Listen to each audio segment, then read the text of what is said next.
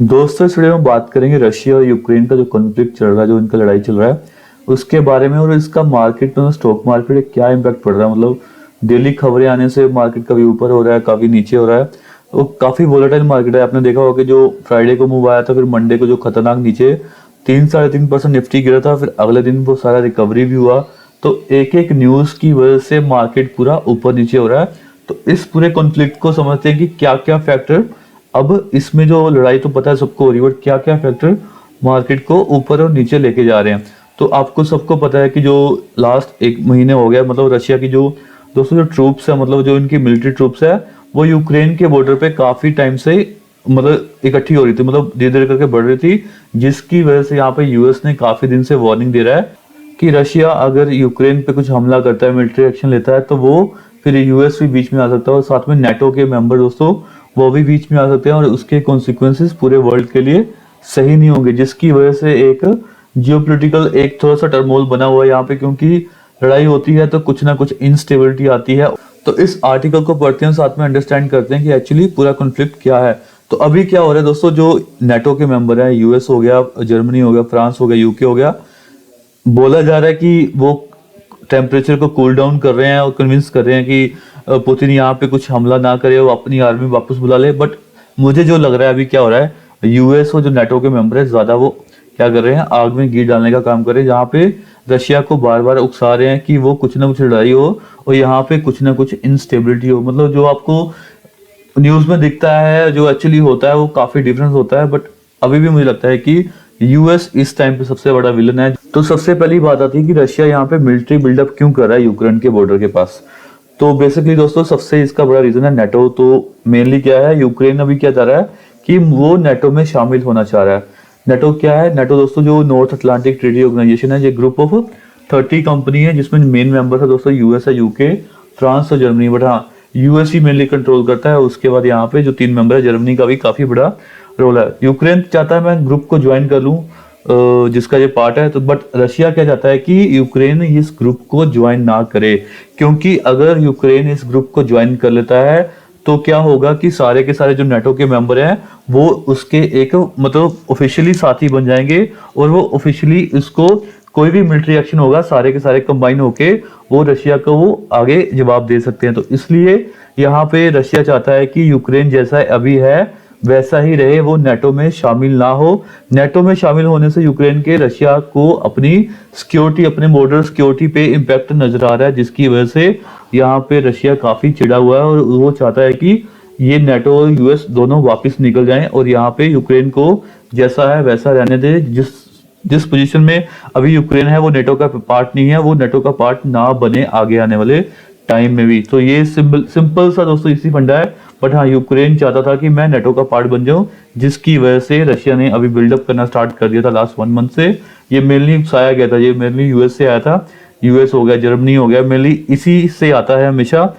But यहाँ पे Russia का अपने बॉर्डर पे सिक्योरिटी लगाना मतलब मेरे हिसाब से तो ठीक है, क्योंकि यूक्रेन अभी बाकी देशों के साथ मिलके नेटो का पार्ट बन जाएगा, और नेटो का पार्ट बनने से क्या होगा वो दोस्तों, जितने देशों का सिक्योरिटी है कंबाइन होके वो यूक्रेन में आ सकते हैं। अगर वो कंबाइन होके यूक्रेन में आ सकते हैं तो फिर सिर्फ यूएस रशिया और यूक्रेन की फाइट नहीं हो सकती। यहाँ पे रशिया वर्सेस सारा का सारा नेटो के उनसे लड़ना पड़ेगा रशिया को, जो यहाँ पे रशिया नहीं चाह रहा। मतलब कोई भी देश नहीं चाहेगा कि उसके जो दुश्मन है दोस्तों वो कंबाइन हो जाए एक साथ और उसके साथ उसको लड़ना पड़े।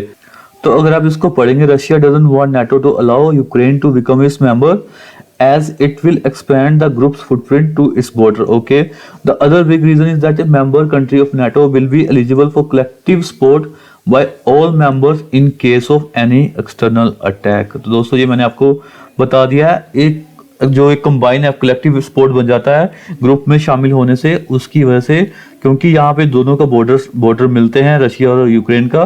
तो इसलिए रशिया इतना यहाँ पे अभी रेजिस्ट कर रहा है कि ये यूक्रेन कहीं उसमें शामिल ना हो जाए। तो उसके बाद दोस्तों कीव है, जो कीव क्या है, ये यूक्रेन की कैपिटल है। तो कीव क्या फेयर कर रहा है, मतलब यूक्रेन है वो क्या फेयर कर रहा है, attack by Russia as the latter has already annex Crimea from Ukraine. तो क्रीमिया कभी यूक्रेन का पार्ट हुआ करता था, फिर इसमें रेफरेंडम हुआ था और बाद में ये क्रीमिया को रशिया ने ले लिया था, मतलब पार्ट को अपने अंदर ले लिया था, जिसकी वजह से लगता है कि ये नेक्स्ट एक्शन भी रशिया ले सकता है। कहीं कोई ना कोई जो बॉर्डर के इलाके हैं दोस्तों, रशिया वहां पे हमला करके अपने अंदर मिला सकता है, अपनी कंट्री के अंदर मिला सकता है, जिसकी वजह से यूक्रेन चाहता है कि उसकी पावर थोड़ी स्ट्रोंग हो और वो नाटो में शामिल हो जाए, ताकि बाकी देश उसके साथ आके रशिया से लड़ें। As per the principle of collective defense, NATO considers attack against one or several of its members as an attack against all. This is a principle of collective defense which is enriched in Article 5 of the Washington Treaty.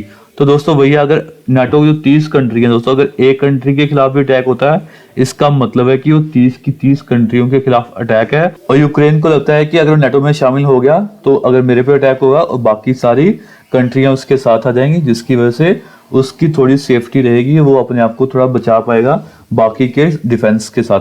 तो यही चक्कर दोस्तों पड़ा हुआ है, जो Russia यहाँ पे पूरी की तरह नकार रहा है कि मैं यहाँ पे यूक्रेन को नाटो में शामिल नहीं होने दूंगा, जो उसकी बॉर्डर सिक्योरिटी को इम्पैक्ट करता है। बट अभी मार्केट में क्या हो रहा है, अगर यहाँ पे कुछ भी पॉजिटिव न्यूज आती है कि लड़ाई नहीं होगी, जैसे कल परसों न्यूज आई थी कि रशिया अपना जो फोर्सेस है वो वापस बुला रहा है अपने बॉर्डर से, तो उसकी वजह से मार्केट ने शार्प यहाँ पे मूव दिया था। बट आज फिर से दोस्तों दिन में खबर आ गई कि रशिया ने जो कल बोला था वो सिर्फ झूठ था, और यहाँ पे रशिया की जो ट्रूप्स हैं वो बढ़ती जा रही हैं, और यहाँ पे कोई साइन नहीं है रशियन पुल बैक का। आप देख सकते हैं, Ukraine shows unity as west sees no sign of Russian pull back, NATO sees no sign of Russia's troop withdrawal near Ukraine. तो ये सारी खबरें जो बिल्डअप हो रही हैं कि रशिया ने अभी तक अपनी ट्रूप वापस नहीं बुलाई हैं, जिसकी वजह से मार्केट फिर से थोड़ा वोलेटाइल हो रहा है, और उनको लगता है कि जब तक कोई यहाँ पे उनको फुल प्रूफ ना मिल जाए कि रशिया ने अपनी फोर्सेस वापस बुला लिया और रशिया यहाँ पे नहीं लड़ेगा, तब तक यहाँ पे मार्केट ये वोलेटाइल रहेगा। ऊपर से ये सारी खबरें दोस्तों कुछ भी हो सकता है, मतलब मे बी रशिया ने फोर्सेस वापस बुलाई हो, बट यहाँ पे नाटो और यूएस ज्यादा प्रेशर रशिया पर डाल रहे हो कुछ यहाँ पे प्रूफ के लिए, और ज्यादा प्रूफ के लिए। तो ये एक पॉलिटिकल सिचुएशन बना हुआ है। बट हाँ, अगर कोई यहाँ पे क्लियर कट न्यूज आएगी, बट जो रशिया ने ऑलरेडी बोल दिया है कि हमने अपनी फोर्सेस बुला दी हैं, बट कोई भी ट्रस्ट करने को यहाँ पे नहीं है। बट हाँ, अगर रशिया से कुछ भी फुल प्रूफ करके वापस आता है तो शायद यहाँ पे वापस मार्केट के लिए अच्छा हो सकता है। बट हाँ, ये भी है कि यूक्रेन और रशिया की फाइट से ज्यादा इम्पैक्ट नहीं पड़ेगा। अगर लड़ाई भी होगी तो यहाँ पे 2-4% से ज्यादा का इम्पैक्ट नहीं होगा, वो एक बाइंग अपॉर्चुनिटी ही होने वाली है। आगे आने वाले 1.5-2 महीने के बाद आपको सब कुछ दोस्तों भूल जाएंगे आप यहाँ पे, और मार्केट फिर से जब ऑल टाइम हाई पे लगाएंगे, रिजल्ट आएंगे, अगर कंपनी अच्छे रिजल्ट पोस्ट करेंगी तो वो मार्केट सिर्फ और सिर्फ अर्निंग पे चलता है। वो दुनिया में क्या हो रहा है उससे कुछ मैटर नहीं करता, इंटरेस्ट रेट बढ़ रहे हैं नहीं बढ़ रहे हैं, उससे कुछ इम्पैक्ट नहीं करता। अगर कंपनी अपना अर्निंग दे रही है, पैसा कमा रही है, सेल्स दे रही है, प्रॉफिट कमा रही है, वो शेयर के प्राइस में रिफ्लेक्ट होगा ही होगा। तो ये दोस्तों आपको देखना है। अगर आप शॉर्ट टर्म इन्वेस्टर हैं तो शॉर्ट टर्म के लिए खबरें जरूरी है, जैसे इंट्राडे के लिए, बीटीएसटी के लिए, उसमें खबरें जरूरी होती है। पता होना चाहिए कि अगर आपने बाय करना है, सेल करना है, उस हिसाब से आप एक्शन ले सकते हैं। तो दोस्तों इस वीडियो में इतना ही। अगर आपको ये वीडियो अच्छा लगे तो लाइक और शेयर कर दें, चैनल को सब्सक्राइब कर लें। Thank you.